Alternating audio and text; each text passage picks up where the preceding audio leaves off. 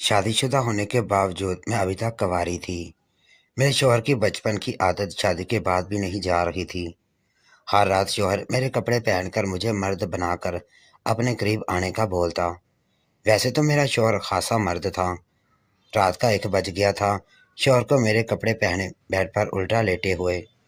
میری ہمت جواب دے گئی تھی، ایک مرد کی طرح اپنے شوہر کو لذت دیتے ہوئے۔ اچانک میری نظر شوہر کے نیچے پڑی تو حیران ہو گئی، کیونکہ میرا شوہر تو سعدیہ میں تمہاری زندگی برباد نہیں کرنا چاہتا۔ میں تم سے شادی نہیں کر سکتا۔ میں تم سے کیا، کسی بھی لڑکی سے شادی نہیں کر سکتا۔ جیسے اس نے کہا تو میں ہنسنے لگی۔ میں نے کہا، کیوں پریشان ہو رہے ہو؟ ہم دونوں ایک دوسرے کے لائق ہیں، پریشان مت ہو، ہم دونوں ایک اچھی زندگی گزاریں گے۔ تم میری بات سمجھو، میں تمہارے بنا نہیں رہ سکتی، تمہیں ہر حالت میں قبول کر لوں گی۔ اس نے کہا، اگر تمہیں یہی منظور ہے، اگر تم اپنی زندگی خود برباد کرنا چاہتی ہو تو ٹھیک ہے، میں تم سے شادی کرنے کے لیے تیار ہوں، لیکن آخر میں جو ہوگا اس کا ذمہ دار تم مجھے نہیں کہہ سکتی، کیونکہ میں نے تمہیں بہت دفعہ منع کیا ہے کہ میں تم سے شادی کروں گا تو تمہاری زندگی برباد ہو جائے گی۔ میرے دل میں صرف اس وقت یہ چل رہا تھا کہ ایسی باتیں صرف مجھ سے جان چھڑوانے کے لیے کر رہا ہے، کہ شاید میں خود ہی اس کا پیچھا چھوڑ دوں، لیکن میری سوئی جس پر آ جائے وہ چیز تم حاصل کر کے رہتی ہوں۔ میں جلدی سے اپنے گھر آئی اور آ کے اپنی اماں اور بھابھی کو سب بتایا۔ انہوں نے کہا، لڑکے کو کہو کہ گھر آ کر رشتہ مانگے، ہماری طرف سے ہاں ہے، لیکن پھر بھی اسے آنا ہی پڑے گا گھر۔ میں نے جلدی سے علی کو کال کی اور اسے کہا، علی تمہیں رشتہ مانگنے کے لیے ہمارے گھر آنا پڑے گا۔ وہ گھبرانے لگا، کہنے لگا، یہ اتنے رسم و رواج مجھ سے نہیں ہوں گے، میں ایک سادہ سا نکاح کرنا چاہتا ہوں اور تمہیں اپنے گھر لے کر آنا چاہتا ہوں، اس سے زیادہ کچھ نہیں۔ میں نے اسے بڑے پیار سے سمجھایا۔ میں نے کہا، ہم لڑکی والے ہیں، معاشرے میں رہنے کے لیے ہمیں معاشرے کے اصولوں پر چلنا پڑے گا، تمہیں ہمارے گھر آنا ہی پڑے گا۔ خیر کافی منانے کے بعد وہ مان گیا۔ اگلے دن علی اکیلا ہی گھر آ گیا تو میرے گھر والے کافی حیران ہوئے کہ تمہارے آگے پیچھے کوئی نہیں؟ تو اس نے کہا، نہیں، میں اکیلا رہتا ہوں، میرے ماں باپ کا کافی عرصہ پہلے انتقال ہو گیا تھا تو اس دنیا میں میرا کوئی نہیں ہے۔ میری ماں تو خوش تھی کہ شکر ہے، چلو پیچھے کوئی نند سانس نہیں ہے جو میری بیٹی کو پریشان کرے گی، لڑکا اچھا ہے، کماتا بھی اچھا ہوگا۔ رشتہ ہم نے پکا کیا، ہفتے کے دن ہم نے نکاح کی تاریخ رکھی، علی چلا گیا، ہم سب نکاح کی تیاریوں میں لگ گئے۔ ہفتے کی رات کو ہمارا نکاح ہوا تو اسی وقت رخصتی بھی ہو گئی۔ زیادہ مہمان نہیں آئے تھے، علی مجھے اپنے گھر لے آیا۔ میں وہاں کمرہ دیکھ رہی تھی، وہ ابھی بھی بند تھا، لیکن حیرانی کی بات تھی کہ اس دن اس کمرے پر تالا نہیں لگا ہوا تھا، اور اس کمرے پر تالا لگا تھا۔ میں کافی حیران ہوئی۔ میں نے پوچھا، علی اس کمرے میں تالا کیوں لگا ہے؟ اس نے کہا، میرا کچھ ضروری سامان ہے، تم اس کمرے کے پاس نہ جانا، کافی گندا ہے، تو کہیں تمہیں چوٹ نہ لگ جائے۔ میں یہ دیکھ کر کافی خوش ہوئی کہ علی کو میرا کتنا خیال ہے، وہ میری کتنی پرواہ کرتا ہے۔ ابھی میں اپنے کمرے میں لیٹی ہوئی تھی کہ علی میرے پاس آ کے بیٹھا۔ اسی وقت اس کو ایک کال آئی۔ علی کافی پریشان ہو گیا تھا۔ میں نے اس سے پوچھا، علی کیا ہوا ہے تمہیں؟ اس نے مجھے کچھ نہیں بتایا۔ اس نے کہا، تم سو جاؤ، دروازہ اندر سے اچھی طرح بند کر لینا، مجھے ذرا ضروری کام ہے تو مجھے اسی وقت نکلنا پڑے گا۔ میں نے اس سے کہا، تم ایسے کیسے جا سکتے ہو؟ یہ ہماری شادی کی پہلی رات ہے، تم مجھے چھوڑ کر نہیں جا سکتے۔ اس نے کہا، تمہیں مجھے شادی کرنے کا شوق چڑھا تھا، اب تمہیں ہی بھگتنا پڑے گا۔ یہ سن کر مجھے بہت غصہ آ گیا۔ علی نے مجھ سے کس طرح بات کی ہے؟ ابھی تو ہماری شادی کو کچھ ہی وقت ہوا ہے۔ پھر میں نے سوچا، کیا پتہ اسے کوئی ایمرجنسی کام آ گیا ہو، شاید وہاں کہیں آگ لگ گئی ہو جہاں وہ کام کرتا ہو، چوری ہو گئی ہو، کچھ ایسا ہوا ہوگا، اس لیے اتنے حصے میں آیا تھا، اسی وقت مجھے چھوڑ کر چلا گیا، ورنہ تو بہت اچھا تھا۔ میری آنکھوں پر تو بس علی کی محبت کا پردہ چڑھا ہوا تھا اور کچھ نہیں دیکھ پا رہی تھی۔ کچھ دن گزرتے گئے، علی سارا دن گھر میں رہتا تھا، میرے ساتھ گھر کے کاموں میں ہاتھ بھی بٹاتا تھا، بہت اچھا لگتا تھا، لیکن جیسے ہی رات کے 2 بجتے علی گھر سے چلا جاتا اور صبح 7 بجے واپس آ جاتا۔ میں کافی حیران ہوئی تھی، یہ کیسا کام ہے جو رات کے 2 بجے شروع ہوتا ہے اور صبح 7 بجے ختم ہوتا ہے؟ میں نے آج تک علی سے اس کے کام کے بارے میں کچھ نہیں پوچھا تھا کہ وہ کیا کرتا ہے، کتنا کماتا ہے، بس وہ میری ضروریات پوری کر دیتا ہے، اتنا ہی میرے لیے کافی ہے، میں اسے اور تنگ نہیں کرنا چاہتی۔ کچھ دن گزرے تو میری طبیعت خراب رہنے لگی۔ میں نے علی سے کہا، علی میری آج کل طبیعت بہت خراب رہتی ہے، مجھے رات کو مت چھوڑ کر جایا کرو۔ تو علی نے کہا، اگر میں جاؤں گا نہیں تو کماؤں گا کیسے؟ میں تمہیں صبح واپس آ کر ڈاکٹر کے پاس لے جاؤں گا، تم پریشان مت ہو۔ میں تمہاری پریشانی کی حالت نہیں دیکھ سکتا۔ میں سوچ رہی تھی کہ شادی کو اب 2 مہینے گزر چکے ہیں، لیکن علی کا پیار مجھ پر کم نہیں ہوا تھا، وہ مجھ سے آج بھی ویسا ہی پیار کرتا تھا۔ صبح علی 7 بجے گھر واپس آیا۔ 1 گھنٹہ آرام کرنے کے بعد علی اور میں ہسپتال چلے گئے۔ جب ڈاکٹر نے بولا کہ آپ ماں بننے والی ہیں، میں تو خوشی سے پاگل ہو گئی تھی۔ علی بھی خوش تھا، لیکن اس کے چہرے پر پریشانی صاف ظاہر ہو رہی تھی۔ میں نے علی سے پوچھا، علی تم کیا خوش نہیں ہو؟ علی نے کہا، نہیں میں بہت خوش ہوں، اب میں تمہارا پہلے سے بھی زیادہ خیال رکھوں گا۔ میں بہت خوش ہوئی یہ سب سن کر کہ علی اب میرا اور خیال رکھیں گے۔ پہلے ہی وہ میرا بہت خیال رکھتا ہے، ہر وقت میری پرواہ کرتا تھا۔ اور علی گھر واپس آ گئے۔ آج رات گزرنی میرے لیے بہت مشکل تھی۔ میری طبیعت بہت خراب رہی تھی، میں بار بار الٹیاں کر رہی تھی۔ اتنے میں علی کو دوبارہ سے کال آ گئی۔ ابھی تو 11 بجے تھے کہ علی بھاگتا ہوا دوبارہ سے باہر چلا گیا۔ میں گھر میں اکیلی تھی، مجھے کچھ سمجھ نہیں آ رہی تھی کہ میں کیا کروں۔ میں اٹھی اور باہر کرسی پر جا کر بیٹھ گئی اور علی کا انتظار کرنے لگی کہ اتنی دیر میں میری نظر اس تالے پر پڑی جو اس کمرے کو لگا ہوا تھا۔ میرا دل کر رہا تھا کہ میں اس تالے کو کھولوں اور جا کر دیکھوں اندر ہے کیا، علی مجھ سے کیا چھپا رہا ہے۔ میں جلدی سے اٹھی اور کمرے کی طرف گئی۔ دروازہ کھولنے کی میں نے کافی کوشش کی، وہ تالا کھل ہی نہیں رہا تھا۔ میرے پیچھے گھر کی ایک کمرے کی چابی میرے پاس تھی۔ میں نے سوچا کیا پتہ یہ چابی اس کو لگ جائے۔ میں نے اس چابی سے جب کھولنے کی کوشش کی تو وہ تالا کھل گیا، لیکن اندر کافی اندھیرا تھا۔ میں جیسے ہی اندر گئی، کچھ زنانہ کپڑے مجھے دکھائی دیے۔ میں سوچنے لگی یہ کپڑے کس کے ہوں گے۔ وہ کپڑے کافی چمکیلے تھے۔ جیسے جیسے میں آگے چلتی گئی مجھے کپڑوں کے ڈھیر نظر آنے لگے۔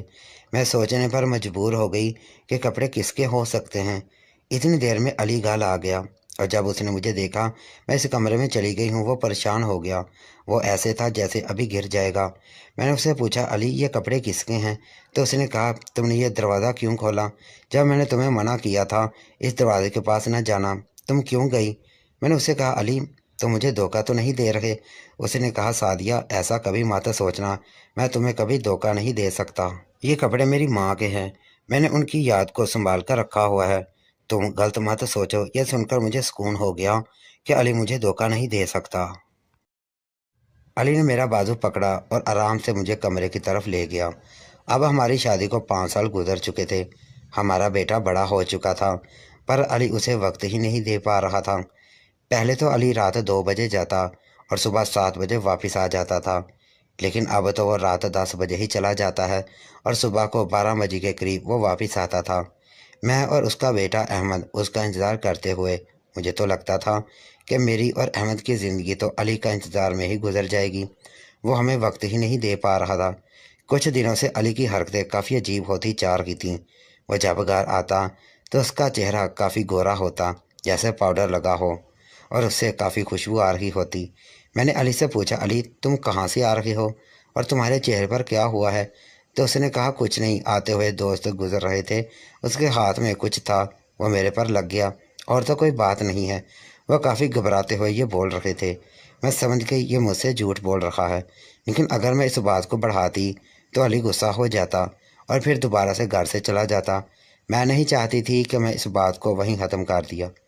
پھر میں نے علی سے جا کر بات کی، علی احمد چھوٹا ہے، تمہیں اسے تھوڑا وقت دینا چاہیے۔ تو علی نے کہا، چلو آؤ ہم بیٹھ کر کوئی فلم دیکھتے ہیں، اس سے احمد بھی خوش ہو جائے گا اور تم بھی راضی ہو جاؤ گی۔ میں یہ سن کر بہت خوش ہوئی۔ ہم نے کہا، چلو ٹھیک ہے۔ ہم لوگ فلم لگا کر دیکھنے لگے اور وہیں ہماری آنکھ لگ گئی، اور جب میری آنکھ کھلی تو علی وہاں سے غائب تھا۔ میں نے علی کو کال کی، لیکن اس کا نمبر بند آ رہا تھا۔ مجھے کچھ باہر سے سامان لانا تھا، گھر میں راشن ختم ہوا تھا، تو میں نے احمد کو اپنے ساتھ لیا اور بازار چلی گئی۔ جب ہم بازار جا رہے تھے، راستے میں احمد اچانک سے بولنے لگا، ماما پاپا وہاں ہیں، بابا ماما وہاں ہیں۔ میں یہ سن کر بہت حیران ہوئی۔ میں نے کہا، بیٹا تمہارے بابا اس وقت دفتر میں ہوتے ہیں، وہ یہاں کیسے آ سکتے ہیں؟ لیکن احمد نے اپنی زبان ایک سیکنڈ کے لیے منہ میں نہ ڈالی، وہ بس بولتا ہی گیا، کیونکہ میں جانتی تھی وہ اپنے بابا کو بہت یاد کر رہا ہے، ان سے بات کرنا چاہتا ہے، ان کے ساتھ وقت گزارنا چاہتا ہے۔ میں نے جب پیچھے مڑ کر دیکھا تو کچھ عورتیں کھڑی ہوئی تھیں۔ میں نے سوچا لگتا ہے اسے کافی اس کے ابا یاد آ رہے ہیں۔ میں نے احمد کو باتوں میں لگایا اور اس کو کچھ چیزیں لے کر دیں اور گھر آ گئی۔ جب میں گھر آئی تو اس کے کچھ ہی دیر بعد علی گھر واپس آ گیا۔ میں نے علی کو سارا واقعہ بتایا۔ علی یہ سب باتیں سن کر گھبرا گیا۔ مجھے لگا وہ احمد کی پرواہ میں گھبرا رہا تھا۔ یہ اس کے بیٹے کو کیا ہو رہا ہے؟ وہ اس قدر مجھ سے پیار کرتا ہے، لیکن میں سمجھ نہ پائی۔ اس کے پیچھے تو ایک راز کی بات چھپی تھی۔ پھر دن ویسے ہی گزر رہے تھے کہ اچانک علی غائب ہو جاتا اور اچانک سے آ جاتا۔ کچھ دنوں بعد میں دوبارہ احمد کے ساتھ سامان لینے جا رہی تھی۔ یہ وہی جگہ تھی کہ احمد دوبارہ سے اونچی اونچی آواز میں بولنے کا، ماما پاپا وہاں ہیں۔ میں نے اسے منع کیا، احمد کیسی باتیں کر رہے ہو، اس طرح راستے میں شور نہیں کرتے۔ لیکن وہ چپ ہی نہیں کر رہا تھا۔ اونچی اونچی، ماما پاپا پاس جانا ہے، مجھے پاپا پاس جانا ہے۔ پھر آہر تانگ آ کر میں نے اس کو کہا، بتاؤ کہاں ہیں تمہارے پاپا؟ اس نے کہا، ماما میرے ساتھ آئیں۔ میں احمد کے پیچھے پیچھے چلتی گئی۔ میں جیسے ہی وہاں گئی، کچھ عورتیں وہاں کھڑی تھیں۔ میرا بیٹا ایک عورت کے پاس چلا گیا۔ اس عورت نے جلدی سے گھونگھٹ اپنے چہرے پر لے لیا۔ احمد جا کر زور زور سے کہنے لگا، ماما پاپا۔ میں نے اسے کہا، نہیں، یہاں تمہارے پاپا کیا ہو گیا ہے احمد، کیوں تنگ کر رہے ہو؟ میں نے ان عورتوں سے معافی مانگی۔ میں نے کہا، معاف کریں، میری وجہ سے آپ کو تکلیف ہوئی ہے۔ یہ میرا بیٹا ہے، اپنے ابا کو بہت یاد کر رہا ہے، اس لیے عجیب حرکتیں کر رہا ہے۔ میں نے جلدی سے احمد کو لیا اور وہاں سے گھر آ گئی۔ رات کو جب علی گھر واپس آئے تو وہ بہت غصے میں تھے۔ کہنے لگے، تم آج کل باہر کیوں اتنا جاتی ہو؟ تمہیں گھر میں سکون نہیں؟ میں یہ سن کر رونے لگی۔ میں نے کہا، ایک تو آپ ہمارے لیے وقت نہیں نکالتے، گھر میں راشن نہیں ہے، کیا کروں؟ آپ ہی مجھے بتائیں۔ آپ تو کوئی سامان لا کر نہیں دیتے، آتے ہیں اور چلے جاتے ہیں، یہی سلسلہ چل رہا ہے۔ گھر میں ہوتی ہوں، احمد بھی ہوتا ہے، مجھے بھوک لگی ہوتی ہے، میں تو برداشت کر لیتی ہوں، پر احمد برداشت نہیں کر سکتا۔ علی نے کہا، آئندہ تم مت جانا، جو بھی سامان لانا ہو مجھے بتا دیا کرنا، میں لا دوں گا۔ میں نے کہا، ٹھیک ہے۔ میں نے علی کو سارے سامان کی لسٹ بنا کے دی اور ہم وہ سامان لے کر آئے، اور وہ دن تو ایسے ہی گزر گیا۔ اگلے دن علی آیا اور آ کر کہنے لگا، مجھے 3 دنوں کے لیے لاہور جانا پڑے گا، تم گھر میں اکیلی رہ لو گی نا؟ مجھے بہت ضروری کام ہے، ورنہ میں منع نہیں کرتے، لیکن جانا بہت ضروری ہے، امید ہے تم سمجھو گی۔ میں نے کہا، ٹھیک ہے، آپ پریشان مت ہو، میں رہ لوں گی۔ علی چلا گیا، ہمیں پیچھے سے علی بہت یاد آ رہا تھا۔ احمد بھی بہت تنگ کر رہا تھا۔ میں نے کہا، چلو اسے بازار لے جاتی ہوں تاکہ اس کا دل بہل جائے۔ میں جیسے ہی علی کو بازار لے کر گئی، وہاں پر ایک عورت کچھ صورتوں میں مردوں کے ساتھ نازیبا حرکتیں کر رہی تھی۔ وہ عورتیں اور مرد بہت خوش ہو رہے تھے۔ اتنی دیر میں وہ عورت جب بولی تو اس کی بات سن کر میرے تو رونگٹے ہی کھڑے ہو گئے، یہ کیسے ممکن ہے؟ اور جب اس نے میری طرف دیکھا تو میرے ہوش ہی اڑ گئے۔ جس کی شکل میرے شوہر کی جیسی تھی، جس پر کچھ میک اپ کیا ہوا تھا، وہ زنانہ لباس پہنا ہوا تھا، یہ سب دیکھ کر میرے تو پیروں تلے سے زمین نکل گئی کہ یہ میرا شوہر ہے جو اس طرح کی حرکتیں کر رہا ہے۔ ایسے غلط کام کر کے وہ ہمیں پیسے لا کر دیتا ہے، ایسے گھر بار چلاتا ہے۔ میں وہاں پر کھڑی شرم سے ڈوب گئی، یہ میں نے کیا کر دیا؟ اس مرد سے شادی کر لی۔ میں اسی وقت اس کے پاس گئی اور جا کر اسے کھینچ کر تھپڑ لگایا اور کہا کہ مجھے شرم آ رہی ہے تمہیں اپنا شوہر کہتے ہوئے۔ تو وہ کہنے لگا، میں نے تمہیں منع کیا تھا مجھ سے شادی کرو، تم نے ہی مجھ سے شادی کرنے کی ضد لگائی ہوئی تھی۔ میں نے تو کہا تھا میں کسی عورت کے قابل نہیں ہوں، لیکن تم نے کہا مجھے ہر حالت میں قبول ہو۔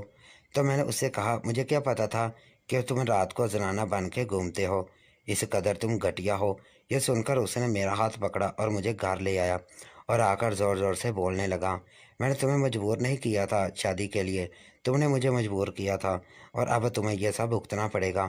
میں اپنے کام سے باز نہیں آؤں گا، مجھے یہ سب کرنا پسند ہے، مجھے زنانہ بننا پسند ہے، مجھے یہ لباس پسند ہے، یہ میک اپ پسند ہے۔ اگر تم نہیں رہنا چاہتی تو تم یہاں سے دفع ہو جاؤ اور میرا بیٹا میرے پاس چھوڑ جاؤ۔ میں نے اسے کہا، میں اپنا بیٹا تم جیسے مرد کے پاس کبھی بھی چھوڑ کے نہیں جاؤں گی، تمہارا کیا بھروسہ، میرے بیٹے کو بھی اسی گندی لت میں لگا دو، تم مرد کہلانے کے لائق نہیں ہو۔ میں نے احمد کو اپنے ساتھ لیا اور اپنی ماں کے گھر آ گئی۔ کچھ مہینے گزر چکے تھے، علی کی کوئی خبر نہیں تھی، نہ اس نے کبھی ہمیں کال کی، نہ ملنے کی کوشش کی۔ مجھے لگا تھا وہ نئی زندگی شروع کر چکا ہے اور اب اس کی زندگی میں میری اور احمد کی کوئی جگہ نہیں۔ میں جائے نماز پہ بیٹھی اللہ سے دعا کر رہی تھی کہ اللہ علی کو سیدھے راستے پر لے آئیں، اسے واپس لے آئیں میرے پاس۔ میں تو اس کے بنا رہ لوں گی، پر اس کا بیٹا اس کے بنا نہیں رہ سکتا۔ میں اللہ سے ہر روز دعائیں مانگتی تھی کہ اللہ میری غلطی کی مجھے اتنی بڑی سزا نہیں دی۔ میں نے تب جلد بازی کی تھی علی سے شادی کرنے کی، لیکن میں اس کی سزا بھگت چکی ہوں، مجھے معاف کر دیں۔ اور علی سیدھے راستے پر لے آئے۔ کچھ دن بعد ہمارے دروازے پر دستک ہوئی۔ میں دروازہ کھولنے کے لیے گئی تو سامنے علی کھڑا تھا اور کہنے لگا مجھے معاف کر دو، میں غلط راستے پر چل پڑا تھا، میں نے اپنی اولاد کی بھی پرواہ نہیں کی، مجھے معاف کر دو، میں تمہارے قابل نہیں ہوں، لیکن میں تمہارے قابل بننا چاہتا ہوں، میں تمہیں کبھی کوئی پریشانی نہیں دوں گا، میں نے وہ سارے کام چھوڑ دیے ہیں، مجھ سے غلطی ہو گئی، میں نے اللہ کو بھی ناراض کیا اور تمہیں بھی ناراض کیا، مجھے معاف کر دو۔ میرے پاس بھی اور کوئی راستہ نہیں تھا، کیونکہ میں اتنے عرصے سے اپنے بھائی بھابھی کے گھر میں تھی، وہ بھی مجھے تنگ آ چکے تھے۔ میں نے اسے کہا ٹھیک ہے علی، میں نے تمہیں معاف کیا۔ علی نے بولا میں وہ سارے کام چھوڑ چکا ہوں، میں اب ایک اچھی نوکری ڈھونڈوں گا اور تمہیں اور احمد کو جلد ہی اس گھر سے لے جاؤں گا۔ میں نے اللہ کا شکر ادا کیا اور کہا شکر ہے کہ علی سیدھے راستے پر آ گیا ہے۔ مجھے اللہ پر یقین تھا کہ اللہ اپنے بندوں کو کبھی ناراض نہیں کرتا۔